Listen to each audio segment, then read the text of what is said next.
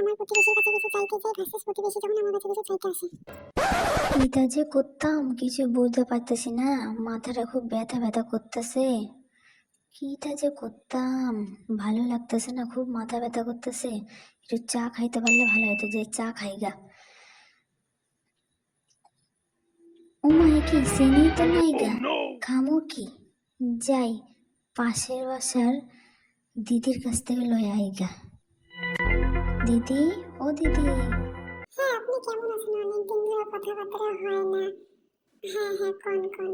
আরে কিরে ডাকতেছে, দাঁড়ান তো। ও দিদি, তুমি এইখানে একটু শোনো তো। আচ্ছা রাহি এখন। আচ্ছা কি হয়েছে কও দেখি।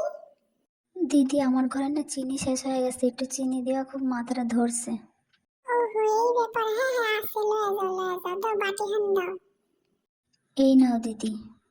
দাঁড়াও দিতেছি, আমার ঘরে হবার সময় সবকিছু থাকে, নাও নাও। ঠিক আছে তো, দেখি কম হয়ে গেল গা, একটা দেবো নাকি?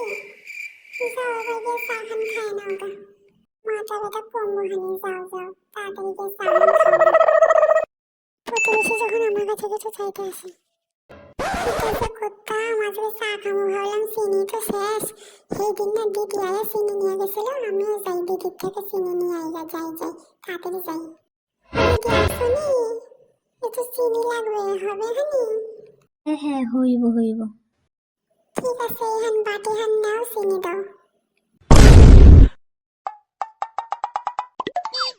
আরে ও দিদি কি হলো, তোমার কি হলো? ও দিদি কি হলো, কি হলো?